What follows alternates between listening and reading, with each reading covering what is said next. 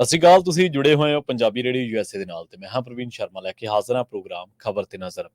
ਗੱਲਬਾਤ ਕਰਾਂਗੇ ਕੁਝ ਅਹਿਮ ਤੇ ਕੁਝ ਖਾਸ ਖਬਰਾਂ ਨੂੰ ਲੈ ਕੇ, ਪਰ ਉਸ ਤੋਂ ਪਹਿਲਾਂ ਧੰਨਵਾਦ ਕਰਦੇ ਚਲੀਏ ਸਪਾਂਸਰਸ ਦਾ ਜਿਹੜੇ ਜ਼ਰੀਆ ਬਣਦੇ ਨੇ ਇਹਨਾਂ ਪ੍ਰੋਗਰਾਮਾਂ ਨੂੰ ਤੁਹਾਡੇ ਤੱਕ ਪਹੁੰਚਾਉਣ ਦੇ ਲਈ। ਖਾਲਸਾ ਇੰਸ਼ੋਰੈਂਸ ਏਜੰਸੀ ਵਾਲੇ, ਜਿਨ੍ਹਾਂ ਤੋਂ ਤੁਸੀਂ ਹਰ ਤਰੀਕੇ ਦੀ ਇੰਸ਼ੋਰੈਂਸ ਲੈ ਸਕਦੇ ਹੋ। ਇੰਸ਼ੋਰੈਂਸ ਬਾਰੇ ਪਤਾ ਕਰਨ ਦੇ ਲਈ ਇਹਨਾਂ ਦਾ ਨੰਬਰ ਹੈ 468 272 2500। ਇਹ 1992 ਤੋਂ ਲਗਾਤਾਰ ਇੰਸ਼ੋਰੈਂਸ ਬਿਜ਼ਨਸ ਦੇ ਵਿੱਚ ਸ਼ਾਨਦਾਰ ਸੇਵਾਵਾਂ ਦੇ ਰਹੇ ਨੇ ਤੇ ਅਮਰੀਕਾ ਭਰ ਦੇ ਵਿੱਚ ਇੰਸ਼ੋਰੈਂਸ ਕਰਦੇ ਨੇ। ਓਬਾਮਾ ਕੇਅਰ, ਮੈਡੀਕੇਅਰ ਜਾਂ ਫਿਰ ਕਵਰਡ ਕੈਲੀਫੋਰਨੀਆ ਬਾਬਤ ਪਾਲਿਸੀ ਕਰਵਾਉਣ ਦੇ ਲਈ, ਸਲਾਹ ਲੈਣ ਦੇ ਲਈ ਅੱਜ ਹੀ ਕਾਲ ਕਰੋ 408 272 2500 ਤੇ। ਟਰਕੀਅਨ ਇਮੀਗ੍ਰੇਸ਼ਨ ਲਾ ਫਰਮ ਵਾਲੇ, ਜੇ ਟਰਕੀਅਨ ਅਟਾਰਨੀ ਟਰਕੀਅਨ ਦੇ ਨਾਲ ਤੁਸੀਂ ਯੂਐਸ ਇਮੀਗ੍ਰੇਸ਼ਨ ਬਾਬਤ ਕੋਈ ਵੀ ਸਲਾਹ ਕਰਨੀ ਹੈ ਤੇ ਇਹਨਾਂ ਦਾ ਨੰਬਰ ਹੈ 415 909 0503। ਚਰਨ ਸਿੰਘ ਸੁਖਵਿੰਦਰ ਢਾਲੀਵਾਲ ਐਰੀਜ਼ੋਨਾ, ਬਲਜਿੰਦਰ ਸਿੰਘ ਨਿੱਜਰ ਵੁੱਡਲੈਂਡ ਵਾਲੇ, ਪਰਮਜੀਤ ਕੌਰ ਰੰਗੀ ਵੈਕਾਵਿਲ, ਪ੍ਰਿਤਪਾਲ ਸਿੰਘ ਸਿੱਧੂ ਫਰੈਜ਼ਨੋ, ਜੀਐਨਯੂ ਵਾਲੇ ਟਰੱਕ ਵਾਸ਼ ਕਰਦੇ ਨੇ, ਆਇਲ ਚੇਂਜ ਕਰਦੇ ਨੇ, ਏਅਰ ਬ੍ਰੇਕਾਂ ਦਾ ਕੰਮ ਤਸੱਲੀ ਬਖਸ਼ ਕਰਵਾ ਸਕਦੇ ਨੇ, ਨਵੇਂ ਪੁਰਾਣੇ ਟਾਇਰ ਵੀ ਇਹਨਾਂ ਤੋਂ ਮਿਲਦੇ ਨੇ। ਲੋਕੇਸ਼ਨਾਂ ਸੈਂਤਾਨੀਲਾ ਦੀ, ਨੀਮਾ ਸੋਤਾ ਦੇ ਨਾਲ ਗੱਲ ਕੀਤੀ ਜਾ ਸਕਦੀ ਹੈ 209 277 0113 ਤੇ। ਐਂਟਲੀਪ ਟਰੱਕ ਸਟਾਪ ਵਾਲੇ ਤੇ ਕ੍ਰਿਸ਼ਨ ਧਨੋਟਾ ਯੂਬਾ ਸਿਟੀ ਤੋਂ। ਇਹਨਾਂ ਸਾਰੇ ਹੀ ਸਪਾਂਸਰਸ ਦਾ ਬਹੁਤ ਬਹੁਤ ਧੰਨਵਾਦ। ਤੇ ਜੇਕਰ ਤੁਸੀਂ ਵੀ ਪੰਜਾਬੀ ਰੇਡੀਓ ਐਸ ਦੇ ਇਹਨਾਂ ਪ੍ਰੋਗਰਾਮਾਂ ਨੂੰ ਸਪਾਂਸਰ ਕਰਨਾ ਚਾਹੁੰਦੇ ਹੋ ਤਾਂ ਸਟੂਡੀਓ ਦਾ ਨੰਬਰ ਹੈ 408 272 5200। ਅੱਜ ਦਾ ਇਹ ਖਬਰ ਤੇ ਨਜ਼ਰ ਪ੍ਰੋਗਰਾਮ ਸਾਲ 2024 ਦੀ 29 ਜੁਲਾਈ ਦਾ ਪ੍ਰੋਗਰਾਮ ਹੈ ਤੇ ਦਿਨ ਅੱਜ ਸੋਮਵਾਰ ਹੈ। ਖਬਰਾਂ ਦੀ ਸ਼ੁਰੂਆਤ ਕਰਦੇ ਹਾਂ ਇਸ ਵੇਲੇ ਦੀਆਂ ਵੱਡੀਆਂ ਕੌਮਾਂਤਰੀ ਖਬਰਾਂ ਤੋਂ ਤੇ ਰੁਖ ਕਰਦੇ ਹਾਂ ਕੈਨੇਡਾ ਦਾ। ਕੈਨੇਡਾ ਦੇ ਵਿੱਚ ਇੱਕ ਬੜਾ ਭਿਆਨਕ ਸੜਕ ਹਾਦਸਾ ਵਾਪਰ ਗਿਆ, ਜਿਹਦੇ ਵਿੱਚ 3 ਪੰਜਾਬੀ ਵਿਦਿਆਰਥੀਆਂ ਦੀ ਮੌਤ ਹੋ ਗਈ ਹੈ। ਮਰਨ ਵਾਲਿਆਂ ਦੇ ਵਿੱਚ ਸਕੇ ਭੈਣ ਭਰਾ ਵੀ ਸ਼ਾਮਲ ਦੱਸੇ ਜਾਂਦੇ ਨੇ। ਕੈਨੇਡਾ ਦੇ ਮਾਊਂਟੇਨ ਸਿਟੀ ਦੇ ਵਿੱਚ ਸ਼ਨੀਵਾਰ ਨੂੰ ਵਾਪਰੇ ਇੱਕ ਭਿਆਨਕ ਸੜਕ ਹਾਦਸੇ ਦੇ ਵਿੱਚ ਪੰਜਾਬ ਦੇ 3 ਵਿਦਿਆਰਥੀਆਂ ਦੀ ਮੌਤ ਹੋਣ ਬਾਰੇ ਪਤਾ ਲੱਗਿਆ। ਮਰਨ ਵਾਲਿਆਂ ਦੇ ਵਿੱਚ ਲੁਧਿਆਣਾ ਦੇ ਮਲੌਦ ਪਿੰਡ ਦੇ 2 ਸਕੇ ਭੈਣ ਭਰਾ ਵੀ ਸ਼ਾਮਲ ਨੇ, ਜਿਨ੍ਹਾਂ ਦੀ ਪਛਾਣ ਹਰਮਨ ਸੋਮਲ ਉਮਰ 23 ਸਾਲ ਅਤੇ ਨਵਜੀਤ ਸੋਮਲ ਉਮਰ 19 ਸਾਲ ਵਜੋਂ ਹੋਈ ਹੈ। ਇਸ ਹਾਦਸੇ ਦੇ ਵਿੱਚ ਸੰਗਰੂਰ ਜ਼ਿਲ੍ਹੇ ਦੇ ਸਮਾਣਾ ਦੀ ਰਹਿਣ ਵਾਲੀ ਰਸ਼ਮਦੀਪ ਕੌਰ, ਜਿਸ ਦੀ ਉਮਰ 23 ਸਾਲ ਦੱਸੀ ਗਈ ਹੈ, ਉਹਦੀ ਵੀ ਮੌਤ ਹੋ ਗਈ ਹੈ। ਰਸ਼ਮਦੀਪ ਕੌਰ ਦੇ ਚਾਚਾ ਚਮਕੌਰ ਸਿੰਘ ਨੇ ਦੱਸਿਆ ਕਿ ਇਹ ਸਾਰੇ ਮਾਊਂਟੇਨ ਸਿਟੀ ਦੇ ਵਿੱਚ ਆਪਣੀਆਂ ਪੀਆਰ ਫਾਈਲਾਂ ਜਮ੍ਹਾਂ ਕਰਾ ਕੇ ਟੈਕਸੀ ਰਾਹੀਂ ਵਾਪਸ ਆ ਰਹੇ ਸਨ, ਜਦੋਂ ਕਾਰ ਦਾ ਇੱਕ ਟਾਇਰ ਫਟ ਗਿਆ ਅਤੇ ਗੱਡੀ ਪਲਟ ਗਈ। ਇਸ ਤੋਂ ਬਾਅਦ 3 ਵਿਦਿਆਰਥੀਆਂ ਦੀ ਮੌਤ ਹੋ ਗਈ, ਜਦਕਿ ਟੈਕਸੀ ਡਰਾਈਵਰ ਇਸ ਘਟਨਾ ਦੇ ਵਿੱਚ ਵਾਲ-ਵਾਲ ਬਚ ਗਿਆ। ਚਮਕੌਰ ਸਿੰਘ ਨੇ ਦੱਸਿਆ ਕਿ ਰਸ਼ਮਦੀਪ ਕੌਰ 4 ਸਾਲ ਪਹਿਲਾਂ ਕੈਨੇਡਾ ਗਈ ਸੀ। ਸੋ ਖਬਰਾਂ ਦੇ ਵਿੱਚੋਂ ਜਿਹੜੀ ਜਾਣਕਾਰੀ ਮਿਲੀ ਉਹਦੇ ਮੁਤਾਬਕ ਜਦੋਂ ਪੀਆਰ ਫਾਈਲਾਂ ਜਮ੍ਹਾਂ ਕਰਾ ਕੇ ਵਾਪਸ ਆ ਰਹੇ ਸਨ ਤਾਂ ਉਸ ਤੋਂ ਬਾਅਦ ਇਹ ਹਾਦਸਾ ਵਾਪਰਿਆ। ਬੜੀ ਮੰਦਭਾਗੀ ਘਟਨਾ ਵਾਪਰੀ ਹੈ। ਇੱਕੋ ਘਰ ਦੇ 2 ਚਿਰਾਗ ਬੁਝ ਗਏ ਨੇ ਤੇ ਇੱਕ ਘਰ ਦੀ ਇੱਕ ਬੱਚੀ ਦੀ ਇਸ ਹਾਦਸੇ ਦੇ ਵਿੱਚ ਮੌਤ ਹੋ ਗਈ ਹੈ। ਕੈਨੇਡਾ ਜਾਂ ਦੂਜੇ ਮੁਲਕਾਂ ਦੇ ਵਿੱਚ ਪੰਜਾਬੀ ਵਿਦਿਆਰਥੀਆਂ ਦੀਆਂ ਮੌਤਾਂ ਲੰਘੇ ਦਿਨਾਂ ਤੋਂ ਜਿਹੜੀਆਂ ਨੇ ਉਹ ਕਾਫੀ ਉਹਨਾਂ ਦੀ ਗਿਣਤੀ ਦੇ ਵਿੱਚ ਇਜ਼ਾਫਾ ਦੇਖਿਆ ਜਾ ਰਿਹਾ। ਹਾਲਾਂਕਿ ਸੜਕ ਹਾਦਸਾ, ਪਰ ਆਪਾਂ ਕਈ ਖਬਰਾਂ ਅਜਿਹੀਆਂ ਵੀ ਸਾਂਝੀਆਂ ਕੀਤੀਆਂ ਜਿੱਥੇ ਸਟ੍ਰੈਸ ਕਰਕੇ ਵੀ ਕਈ ਪੰਜਾਬੀ ਵਿਦਿਆਰਥੀਆਂ ਦੀ ਮੌਤ ਹੋਈ ਹੈ, ਕਿਉਂਕਿ ਕੈਨੇਡਾ ਦੇ ਵਿੱਚ ਜਿਹੜੇ ਕੰਮਕਾਰ ਦੇ ਰੁਜ਼ਗਾਰ ਦੇ ਹਾਲਾਤ ਨੇ ਉਹ ਪਹਿਲਾਂ ਵਰਗੇ ਨਹੀਂ ਰਹੇ। ਇੱਕ ਕਈ ਵਾਰੀ ਆਪਾਂ ਇਹ ਸੋਚਦੇ ਹਾਂ, ਚਲੋ ਸਾਰੇ ਤਾਂ ਨਹੀਂ ਹੁੰਦਾ, ਕਈ ਵਾਰੀ ਆਪਾਂ ਇਹ ਸੋਚਦੇ ਹਾਂ ਕਿ ਜਿਹੜੀ ਬਾਹਰਲੇ ਮੁਲਕਾਂ ਦੇ ਵਿੱਚ ਜਿਹੜੀ ਲਾਈਫ ਆ ਉਹ ਬੜੀ ਸੌਖੀ ਆ, ਆਸਾਨ ਆ, ਪਰ ਇੱਥੇ ਆ ਕੇ ਇੱਕ ਬਹੁਤ ਵੱਡੀ ਜੱਦੋਜਹਿਦ ਜਿਹੜੀ ਆ ਉਹ ਕਰਨੀ ਪੈਂਦੀ ਹੈ। ਤੇ ਬਹੁਤ ਵਾਰ ਜਿਹੜੇ ਸਟੂਡੈਂਟ ਹੁੰਦੇ ਨੇ ਉਹ ਕਈ ਵਾਰੀ ਇਹਨਾਂ ਹਾਲਾਤਾਂ ਦੇ ਨਾਲ ਸਿੱਝਣ ਦੇ ਲਈ, ਇਹਨਾਂ ਹਾਲਾਤਾਂ ਦੇ ਵਿੱਚੋਂ ਲੰਘਣ ਦੇ ਲਈ ਮੈਂਟਲੀ ਪ੍ਰਿਪੇਅਰ ਨਹੀਂ ਹੁੰਦੇ ਤੇ ਇੱਧਰ ਆ ਕੇ ਉਹ ਸਟ੍ਰੈਸ ਦਾ ਸ਼ਿਕਾਰ ਹੋ ਜਾਂਦੇ ਆ। ਲੰਘੇ ਦਿਨੀ ਕੈਨੇਡਾ ਦੇ ਵਿੱਚ ਇੱਕ ਹੋਰ ਹਾਦਸਾ ਵਾਪਰਿਆ ਸੀ, ਜਿਹਦੇ ਵਿੱਚ ਕੁਛ ਹੀ ਦਿਨ ਪਹਿਲਾਂ ਆਇਆ ਇੱਕ ਨੌਜਵਾਨ ਇਸ ਹਾਦਸੇ ਦੇ ਵਿੱਚ ਮਾਰਿਆ ਗਿਆ ਸੀ। ਸੋ ਤੁਸੀਂ ਦੇਖੋ ਕਿ ਪੀਆਰ ਫਾਈਲਾਂ ਜਮ੍ਹਾਂ ਕਰਾ ਕੇ ਉਹ ਵਾਪਸ ਆ ਰਹੇ ਸਨ। ਕਿੰਨੇ ਸੁਪਨੇ, ਕਿੰਨੀਆਂ ਸਧਰਾਂ ਹੋਣੀਆਂ ਉਹਨਾਂ ਨੇ ਸੋਚਿਆ ਹੋਣਾ ਕਿ ਹੁਣ ਪਿੰਡ ਜਾਵਾਂਗੇ, ਪੰਜਾਬ ਜਾਵਾਂਗੇ। ਬੰਦਾ ਇਹੀ ਸੋਚਦਾ ਜਦੋਂ ਕੋਈ ਇਹਦਾ ਸਟੇਟਸ ਬਦਲਦਾ, ਜਦੋਂ ਕਿ ਇੱਧਰ ਉਹ ਇਕਨੋਮਿਕਲੀ ਫਾਈਨੈਂਸ਼ੀਅਲੀ ਉਹ ਸਾਊਂਡ ਹੁੰਦਾ, ਉਹਨੂੰ 4 ਪੈਸੇ ਉਹਨੂੰ ਜੋੜਨ ਲੱਗਦੇ, ਤਾਂ ਬੰਦਾ ਪਹਿਲਾਂ ਇਹੀ ਸੋਚਦਾ ਕਿ ਚਲੋ ਹੁਣ ਇੱਕ ਗੇੜਾ ਲਾ ਕੇ ਆਉਣਾ, ਮਾਂ ਪਿਓ ਨੂੰ ਮਿਲ ਕੇ ਆਉਣਾ। ਪਰ ਕੀ ਪਤਾ ਸੀ ਇਸ ਅਣਹੋਣੀ ਨੇ ਇੱਕੋ ਘਰ ਦੇ 2 ਚਿਰਾਗ ਬੁਝਾ ਦੇਣੇ ਤੇ ਇੱਕ ਹੋਰ ਜਿਹੜੀ ਬੱਚੀ ਹੈ 23 ਸਾਲ ਦੀ ਰਸ਼ਮਦੀਪ ਕੌਰ, ਜਿਹਦਾ ਪਿੰਡ ਸੰਗਰੂਰ ਜ਼ਿਲ੍ਹੇ ਦੇ ਵਿੱਚ ਸਮਾਣਾ, ਉਹਦੀ ਵੀ ਇਸ ਸੜਕ ਹਾਦਸੇ ਦੇ ਵਿੱਚ ਮੌਤ ਹੋ ਗਈ ਹੈ।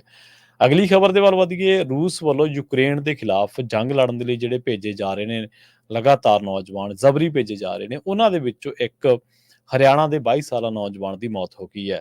ਨੌਜਵਾਨ ਦੇ ਭਰਾ ਅਜੇ ਮੌਨ ਨੇ ਦੱਸਿਆ ਕਿ ਮਾਸਕੋ ਸਥਿਤ ਭਾਰਤੀ ਦੂਤਾਵਾਸ ਨੇ ਰਵੀ ਮੌਨ ਦੀ ਮੌਤ ਜਿਹੜੀ ਆ ਉਹਦੀ ਪੁਸ਼ਟੀ ਕਰ ਦਿੱਤੀ ਹੈ। ਉਸਨੇ ਦੱਸਿਆ ਕਿ ਰਵੀ ਮੌਨ ਨੌਕਰੀ ਸੰਬੰਧੀ 13 ਜਨਵਰੀ ਨੂੰ ਰੂਸ ਦੇ ਵਿੱਚ ਗਿਆ ਸੀਗਾ, ਪਰ ਉੱਥੇ ਉਸ ਨੂੰ ਫੌਜ ਦੇ ਵਿੱਚ ਭਰਤੀ ਕਰ ਲਿਆ ਗਿਆ। ਪਰਿਵਾਰ ਨੂੰ ਰਵੀ ਦੀ ਮੌਤ ਬਾਰੇ 21 ਜੁਲਾਈ ਨੂੰ ਭਾਰਤੀ ਦੂਤਾਵਾਸ ਨੂੰ ਭੇਜੇ ਪੱਤਰ ਤੋਂ ਬਾਅਦ ਪਤਾ ਲੱਗਿਆ। ਮ੍ਰਿਤਕ ਦੇ ਭਰਾ ਅਜੇ ਮੌਨ ਨੇ ਦੋਸ਼ ਲਾਇਆ ਕਿ ਰੂਸੀ ਸੈਨਾ ਨੇ ਉਸਦੇ ਭਰਾ ਨੂੰ ਕਿਹਾ ਸੀਗਾ ਕਿ ਉਹ ਯੂਕਰੇਨ ਦੇ ਖਿਲਾਫ ਜੰਗ ਲੜਨ ਦੇ ਲਈ ਜਾਂ ਤਾਂ ਮੋਰਚੇ ਤੇ ਚਲਾ ਜਾਵੇ ਜਾਂ ਫਿਰ ਜੇਲ੍ਹ ਜਾਣ ਦੀ ਤਿਆਰੀ ਕਰ ਲਵੇ। ਪਰਿਵਾਰਕ ਮੈਂਬਰਾਂ ਨੇ ਇਹ ਵੀ ਦੱਸਿਆ ਕਿ ਉਹਨਾਂ 1 ਏਕੜ ਜ਼ਮੀਨ ਵੇਚ ਕੇ ਆਪਣੇ ਪੁੱਤਰ ਨੂੰ ਵਿਦੇਸ਼ ਕੰਮ ਕਰਨ ਦੇ ਲਈ ਭੇਜਿਆ ਸੀ। ਹੁਣ ਉਹਨਾਂ ਦੇ ਕੋਲ ਆਪਣੇ ਪੁੱਤਰ ਦੀ ਦੇਹ ਵਾਪਸ ਮੰਗਵਾਉਣ ਜੋਗੇ ਵੀ ਪੈਸੇ ਨਹੀਂ ਹੈਗੇ। ਉਹਨਾਂ ਨੇ ਦੇਹ ਵਾਪਸ ਲਿਆਉਣ ਦੇ ਲਈ ਪ੍ਰਧਾਨ ਮੰਤਰੀ ਨੂੰ ਵੀ ਬੇਨਤੀ ਕੀਤੀ ਹੈ। ਇੱਥੇ ਇਹ ਵੀ ਯਾਦ ਕਰਾ ਦਈਏ ਆਪਾਂ, ਲੰਘੇ ਦਿਨਾਂ ਦੇ ਵਿੱਚ ਜਦੋਂ ਭਾਰਤ ਦੇ ਪ੍ਰਧਾਨ ਮੰਤਰੀ ਨਰਿੰਦਰ ਮੋਦੀ ਨੇ ਰੂਸ ਦਾ ਦੌਰਾ ਕੀਤਾ ਸੀਗਾ, ਤਾਂ ਉਸ ਦੇ ਵਿੱਚ ਵੀ ਇਹ ਗੱਲ ਸਾਹਮਣੇ ਆਈ ਸੀ ਕਿ ਜਿਹੜੇ ਰੂਸ ਦੇ ਵਿੱਚ ਜ਼ਬਰੀ ਭਰਤੀ ਕੀਤੇ ਗਏ ਭਾਰਤੀ ਆ, ਉਹਨਾਂ ਦੀ ਰਿਹਾਈ ਹੋਊਗੀ। ਰਿਹਾਈ ਸ਼ਬਦ ਮੈਂ ਇਸ ਕਰਕੇ ਵਰਤ ਰਿਹਾ ਕਿਉਂਕਿ ਜਦੋਂ ਆਪਾਂ ਜ਼ਬਰੀ ਕਿਸੇ ਤੋਂ ਕੋਈ ਸਰਵਿਸ ਕਰਾਉਣੇ ਆ ਜਾਂ ਕੋਈ ਸੇਵਾਵਾਂ ਲੈਂਦੇ ਆ ਕਿਸੇ ਤੋਂ, ਉਹਦੀ ਮਰਜ਼ੀ ਦੇ ਉਲਟ ਜਾ ਕੇ, ਤਾਂ ਇੱਕ ਤਰੀਕੇ ਨਾਲ ਉਹਨੂੰ ਬੰਧਕ ਦੀ ਕੈਟਾਗਰੀ ਦੇ ਵਿੱਚ ਹੀ ਗਿਣਿਆ ਜਾਂਦਾ ਹੈ। ਤੇ ਬੰਧਕ ਜਿਹੜਾ ਹੁੰਦਾ, ਕੈਦੀ ਜਿਹੜਾ ਹੁੰਦਾ, ਫਿਰ ਉਹਨੂੰ ਰਿਹਾਈ ਮਿਲਦੀ ਹੈ।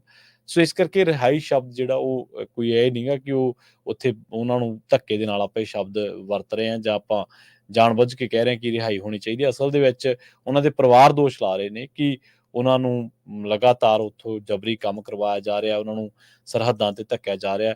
ਔਰ ਰਵੀ ਮੌਨ ਦੇ ਰੂਪ ਦੇ ਵਿੱਚ ਆਪਾਂ ਦੇਖਿਆ ਕਿ ਇੱਕ ਨੌਜਵਾਨ ਦੀ ਮੌਤ ਵੀ ਜਿਹੜੀ ਆ ਉਹ ਹੋ ਚੁੱਕੀ ਹੈ। 21 ਜੁਲਾਈ ਨੂੰ ਇਹ ਜਿਹੜੀ ਮੰਦਭਾਗੀ ਘਟਨਾ ਸੀ ਉਹ ਵਾਪਰੀ ਸੀ।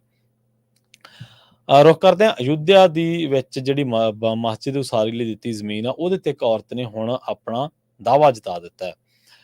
ਦਿੱਲੀ ਦੀ ਇੱਕ ਔਰਤ ਨੇ ਦਾਅਵਾ ਕੀਤਾ ਕਿ ਰਾਮ ਜਨਮ ਭੂਮੀ ਬਾਬਰੀ ਮਸਜਿਦ ਕੇਸ ਦੇ ਵਿੱਚ ਸੁਪਰੀਮ ਕੋਰਟ ਵੱਲੋਂ ਦਿੱਤੇ ਗਏ ਫੈਸਲੇ ਦੇ ਮਗਰੋਂ ਅਯੁੱਧਿਆ ਦੇ ਵਿੱਚ ਮਸਜਿਦ ਦੀ ਉਸਾਰੀ ਲਈ ਨਿਰਧਾਰਤ ਕੀਤੀ ਗਈ ਜ਼ਮੀਨ ਉਸ ਦੇ ਪਰਿਵਾਰ ਦੀ ਹੈ। ਉਸਨੇ ਕਿਹਾ ਕਿ ਉਹ ਇਸ ਦਾ ਕਬਜ਼ਾ ਲੈਣ ਦੇ ਲਈ ਸੁਪਰੀਮ ਕੋਰਟ ਦਾ ਰੁਖ ਕਰੇਗੀ। ਹਾਲਾਂਕਿ ਰਾਣੀ ਪੰਜਾਬੀ ਨਾਮੀ ਇਸ ਔਰਤ ਵੱਲੋਂ ਕੀਤੇ ਗਏ ਦਾਅਵੇ ਨੂੰ ਇੰਡੋ ਇਸਲਾਮਿਕ ਕਲਚਰ ਫਾਊਂਡੇਸ਼ਨ ਦੇ ਮੁਖੀ ਜ਼ੁਫਰ ਫਾਰੂਕੀ ਨੇ ਰੱਦ ਕੀਤਾ ਹੈ ਤੇ ਉਸਨੇ ਕਿਹਾ ਕਿ ਉਸ ਦੇ ਦਾਅਵਿਆਂ ਨੂੰ ਇਲਾਹਾਬਾਦ ਹਾਈ ਕੋਰਟ ਦੇ ਵਿੱਚ ਇਲਾਹਾਬਾਦ ਜਿਹੜੀ ਹਾਈ ਕੋਰਟ ਆ ਉਹ ਸਾਲ 2021 ਦੇ ਵਿੱਚ ਪਹਿਲਾਂ ਹੀ ਰੱਦ ਕਰ ਚੁੱਕੀ ਹੈ। ਸੁੰਨੀ ਸੈਂਟਰਲ ਵਕਫ ਬੋਰਡ ਦੇ ਮੁਖੀ ਫਰੂਕੀ ਨੇ ਕਿਹਾ ਕਿ ਮਸਜਿਦ ਦੀ ਉਸਾਰੀ ਸਮੇਤ ਸਾਰੇ ਪ੍ਰੋਜੈਕਟ ਤੇ ਕੰਮ ਇਸ ਵਰੇ ਅਕਤੂਬਰ ਤੋਂ ਸ਼ੁਰੂ ਹੋ ਜਾਣਾ ਹੈ। ਦੂਜੇ ਪਾਸੇ ਦਿੱਲੀ ਦੀ ਵਸਨੀਕ ਰਾਣੀ ਪੰਜਾਬੀ ਦਾ ਦਾਅਵਾ ਹੈ ਕਿ ਅਯੁੱਧਿਆ ਦੇ ਧਨੀਪੁਰ ਪਿੰਡ ਦੇ ਵਿੱਚ ਪ੍ਰਸ਼ਾਸਨ ਵੱਲੋਂ ਸੁਪਰੀਮ ਕੋਰਟ ਦੇ ਹੁਕਮਾਂ ਤੋਂ ਮਗਰੋਂ ਸੁੰਨੀ ਸੈਂਟਰਲ ਵਕਫ ਬੋਰਡ ਨੂੰ ਦਿੱਤੀ ਗਈ 5 ਏਕੜ ਜ਼ਮੀਨ ਉਹਨਾਂ ਦੇ ਪਰਿਵਾਰ ਦੀ ਮਲਕੀਅਤ ਕੁੱਲ 28.35 ਏਕੜ ਜ਼ਮੀਨ ਦਾ ਹਿੱਸਾ ਹੈ। ਉਹਨਾਂ ਏਜੰਸੀ ਨੂੰ ਦੱਸਿਆ ਕਿ ਉਸ ਦੇ ਕੋਲ ਜ਼ਮੀਨ ਦੀ ਮਲਕੀਅਤ ਸੰਬੰਧੀ ਸਾਰੇ ਕਾਗਜ਼ਾਤ ਮੌਜੂਦ ਨੇ ਤੇ ਉਹ ਇਸ ਤੇ ਕਬਜ਼ਾ ਲੈਣ ਦੇ ਲਈ ਸੁਪਰੀਮ ਕੋਰਟ ਜਾਣਗੇ। ਰਾਣੀ ਪੰਜਾਬੀ ਦੇ ਮੁਤਾਬਕ ਉਹਨਾਂ ਦੇ ਪਿਤਾ ਗਿਆਨ ਚੰਦ ਪੰਜਾਬੀ ਨੂੰ ਮੁਲਕ ਦੀ ਵੰਡ ਸਮੇਂ ਪਾਕਿਸਤਾਨ ਵਾਲੇ ਪੰਜਾਬ ਨੂੰ ਛੱਡਣਾ ਪਿਆ ਸੀ ਅਤੇ ਫਿਰ ਉਹ ਬਾਅਦ ਦੇ ਵਿੱਚ ਫੈਜ਼ਾਬਾਦ ਹੁਣ ਜ਼ਿਲ੍ਹਾ ਅਯੁੱਧਿਆ ਆ ਗਏ ਸਨ, ਜਿੱਥੇ ਉਹਨਾਂ ਨੂੰ ਪਿੱਛੇ ਰਹਿ ਗਈ ਜ਼ਮੀਨ ਦੇ ਬਦਲੇ ਇੱਥੇ 28 ਏਕੜ ਜ਼ਮੀਨ ਮਿਲੀ ਸੀ। ਉਹਨਾਂ ਦੱਸਿਆ ਕਿ ਉਸ ਦੇ ਪਰਿਵਾਰ ਵੱਲੋਂ ਸਾਲ 1983 ਤੱਕ ਖੇਤੀਬਾੜੀ ਦੇ ਲਈ ਇਸ ਜ਼ਮੀਨ ਦੀ ਵਰਤੋਂ ਕੀਤੀ ਜਾਂਦੀ ਰਹੀ ਹੈ, ਪਰ ਇਸੇ ਦੌਰਾਨ ਉਹਨਾਂ ਦੇ ਪਿਤਾ ਦੀ ਤਬੀਅਤ ਖਰਾਬ ਹੋਣ ਕਰਕੇ ਇਲਾਜ ਦੇ ਲਈ ਉਹਨਾਂ ਨੂੰ ਦਿੱਲੀ ਲਿਆਂਦਾ ਗਿਆ। ਉਦੋਂ ਤੋਂ ਉਹਨਾਂ ਨੇ ਜ਼ਮੀਨ ਦੇ ਉੱਤੇ ਕਬਜ਼ਾ ਹੋ ਗਿਆ। ਉਹਨਾਂ ਕਿਹਾ ਕਿ ਉਸ ਨੂੰ ਮਸਜਿਦ ਦੀ ਉਸਾਰੀ ਸੰਬੰਧੀ ਕੋਈ ਇਤਰਾਜ਼ ਨਹੀਂ ਹੈ, ਪਰ ਉਹ ਚਾਹੁੰਦੀ ਹੈ ਕਿ ਪ੍ਰਸ਼ਾਸਨ ਉਸ ਦੇ ਨਾਲ ਇਨਸਾਫ ਕਰੇ। ਉਧਰ ਦੂਜੇ ਪਾਸੇ ਰਾਮ ਮੰਦਿਰ ਉਸਾਰੀ ਜਿਹੜੀ ਕਮੇਟੀ ਦੇ ਮੁਖੀ ਨੇ ਨਰਿੰਦਰ ਮਿਸ਼ਰਾ, ਉਹਨਾਂ ਨੇ ਕਿਹਾ ਕਿ ਮੰਦਿਰ ਦੀ ਉਸਾਰੀ ਦਾ ਕੰਮ ਜਿਹੜਾ ਉਹ 31 ਦਸੰਬਰ ਤੱਕ ਮੁਕੰਮਲ ਕਰਨ ਦਾ ਟੀਚਾ ਹੈ। ਉਹਨਾਂ ਨੇ ਵੀ ਇਹ ਦਾਅਵਾ ਕੀਤਾ ਕਿ 31 ਦਸੰਬਰ ਤੱਕ ਪਹਿਲੀ ਮੰਜ਼ਿਲ, ਦੂਜੀ ਮੰਜ਼ਿਲ ਤੇ ਮੰਦਿਰ ਦੇ ਸਾਰੇ ਕੰਮ ਤੇ ਹੋਰ ਜਿਹੜੇ ਦਰਬਾਰ ਆ ਉਹਦੀ ਜਿਹੜੀ ਮੁਕੰਮਲ ਆ ਉਹ ਹੋ ਜਾਣੇ ਚਾਹੀਦੇ ਨੇ।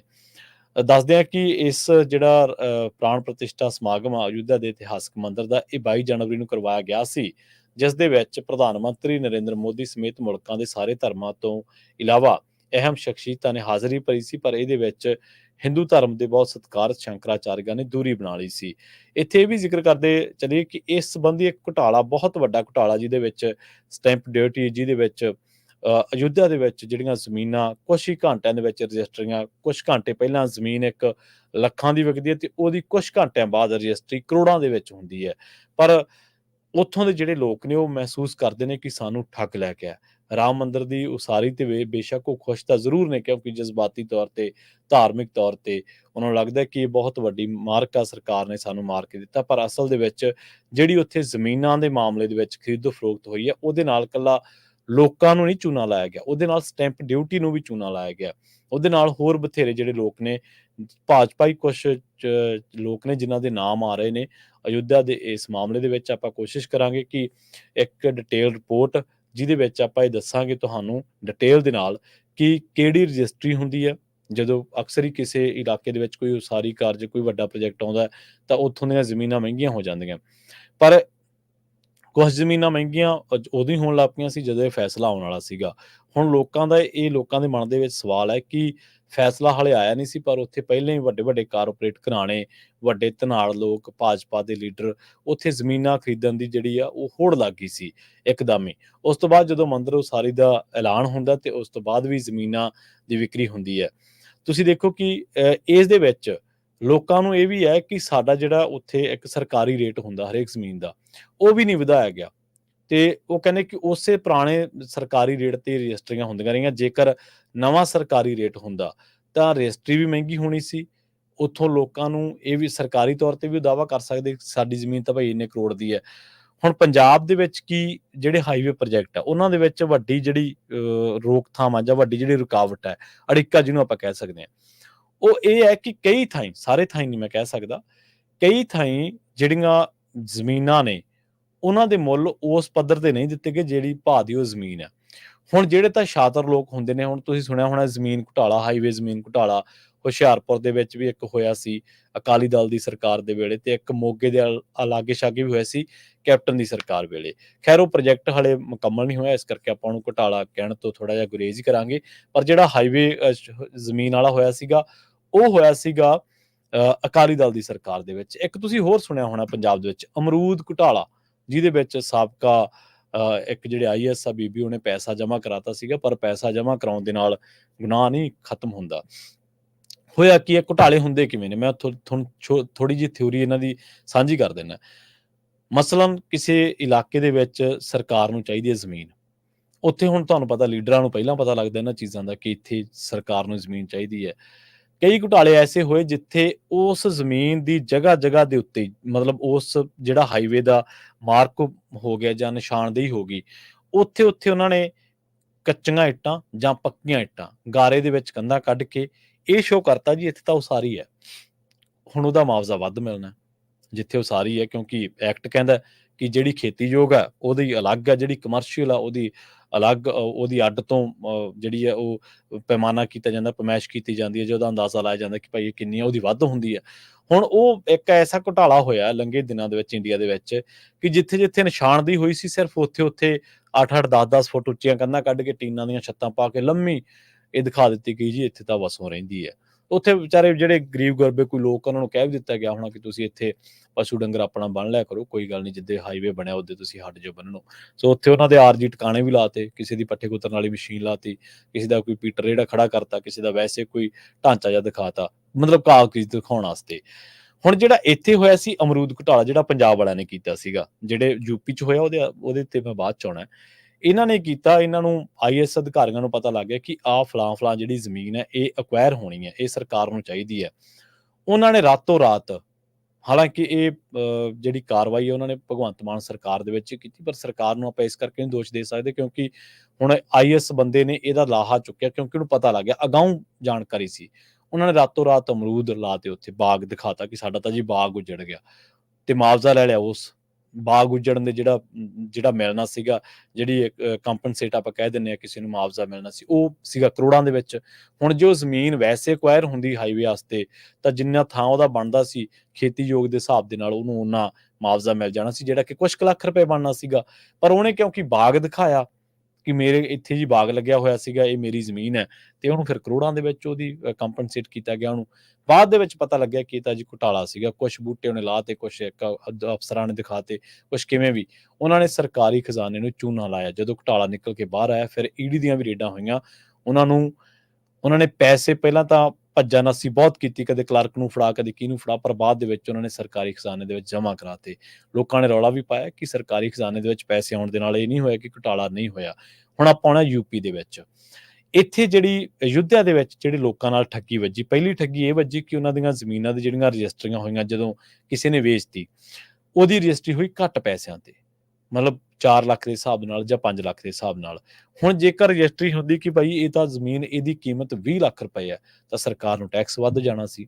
ਉਹਨਾਂ ਲੋਕਾਂ ਨੇ ਅੱਗੇ ਵੀ ਮੁਆਵਜ਼ਾ ਮੰਗਣਾ ਸੀਗਾ ਕਿ ਭਾਈ ਸਾਡੀ ਫਲਾਂ ਬੰਦੇ ਦੀ ਜ਼ਮੀਨ 20 ਲੱਖ ਨੂੰ ਹੈ।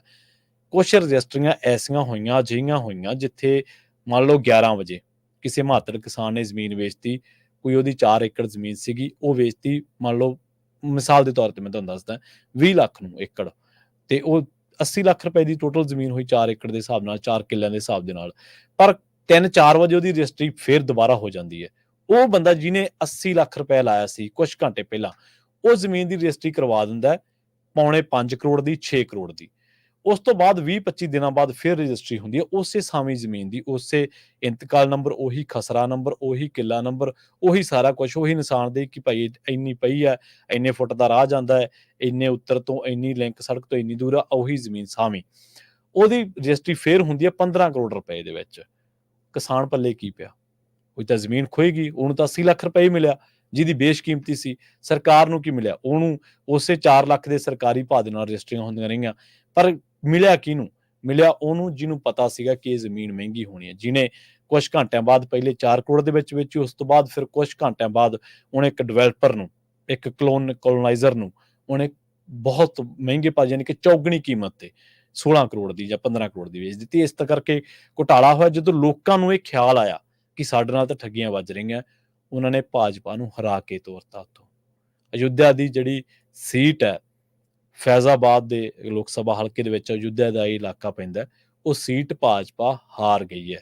ਇਹ ਕਹਿੰਦੇ ਸੀ ਮੈਂ ਸ਼ੁਰੂ ਦੇ ਵਿੱਚ ਇਹ ਗੱਲ ਕਹਿਣੀ ਚਾਹੁੰਦਾ ਸੀ, ਪਰ ਮੈਨੂੰ ਇਹ ਸੀਗਾ ਕਿ ਮੈਂ ਤੁਹਾਡੇ ਨਾਲ ਇਹਦੀ ਤਫਸੀਲ ਸਾਂਝੀ ਕਰ ਲਵਾਂ, ਇਹਦੀ ਪੂਰੀ ਡਿਟੇਲ ਸਾਂਝੀ ਕਰ ਲਵਾਂ। ਇਹ ਕਹਿੰਦੇ ਸੀ, ਇਹਨਾਂ ਦਾ ਨਾਅਰਾ ਇਹ ਦਿੱਤਾ ਸੀ ਇਹਨਾਂ ਨੇ ਕਿ ਜਿਹੜੇ ਰਾਮ ਨੂੰ ਲਿਆਉਣਗੇ ਅਸੀਂ ਉਹਨਾਂ ਨੂੰ ਲਿਆਵਾਂਗੇ।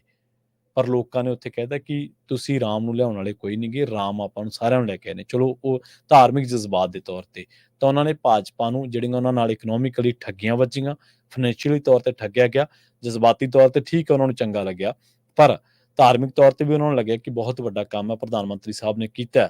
ਪਰ ਜਿਵੇਂ ਸ਼ੰਕਰਾਚਾਰੀਆ, ਜਿਹੜੇ ਕਿ ਜਿਨ੍ਹਾਂ ਦੇ ਵਿੱਚ ਹਿੰਦੂ ਧਰਮ ਦੇ ਇੱਕ ਜਿਹੜੀ ਵਰਗ ਹੈ ਉਹ ਬੜੀ ਆਸਥਾ ਰੱਖਦਾ, ਜਾਂ ਇੱਕ ਵਰਗ ਦੇ ਲਈ ਉਹ ਸੁਪੀਰੀਅਰ ਨੇ, ਉਹਨਾਂ ਨੂੰ ਸੁਪਰੀਮ ਨੇ, ਉਹਨਾਂ ਨੇ ਦੂਰੀ ਬਣਾਈ ਇਸ ਸਮਾਗਮਾਂ ਤੋਂ, ਤੇ ਦੂਜਾ ਲੋਕਾਂ ਦੇ ਨਾਲ ਠੱਗੀਆਂ ਵੱਜੀਆਂ। ਤਾਂ ਲੋਕਾਂ ਨੂੰ ਸਮਝ ਆਈ ਕਿ ਇਹ ਸਾਰਾ ਕੁਛ ਜਿਹੜਾ ਉਹ ਕਾਰਪੋਰੇਟਸ ਦੇ ਲਈ ਜ਼ਿਆਦਾ ਲਾਹੇਵੰਦ ਆ, ਆਪਣੇ ਲਈ ਤਾਂ ਸਿਰਫ ਚਲੋ ਇੰਨਾ ਕਿ ਮੰਦਰ ਬਣ ਗਿਆ। ਸੋ ਇਹ ਸਾਰੀ ਕਹਾਣੀ ਸੀਗੀ। ਰਜਿਸਟਰੀਆਂ ਬਾਬਤ ਆਪਾਂ ਕੋਸ਼ਿਸ਼ ਕਰਾਂਗੇ ਆਉਣ ਵਾਲੇ ਸਮੇਂ ਦੇ ਵਿੱਚ ਡਿਟੇਲ ਜਿਹੜੀ ਰਿਪੋਰਟ ਆ ਉਹ ਤੁਹਾਨੂੰ ਨਾਲ ਸਾਂਝੀ ਕਰੀਏ ਕਿ ਕਿਹੜੇ ਭਾਜਪਾਈ ਲੀਡਰਾਂ ਦਾ ਨਾਮ ਬੋਲਦਾ ਉਹਨਾਂ ਘੁਟਾਲਿਆਂ ਦੇ ਵਿੱਚ। ਅਗਲੀ ਖਬਰ ਦੇ ਵੱਲ ਵਧੀਏ ਆਪਾਂ। ਸੁਪਰੀਮ ਕੋਰਟ ਵੱਲੋਂ ਜਿਹੜਾ ਝਾਰਖੰਡ ਦੇ ਮੁੱਖ ਮੰਤਰੀ ਨੇ ਹੇਮੰਤ ਸੋਰੇਨ, ਉਹਨਾਂ ਨੂੰ ਰਾਹਤ ਦਿੱਤੀ ਗਈ ਹੈ।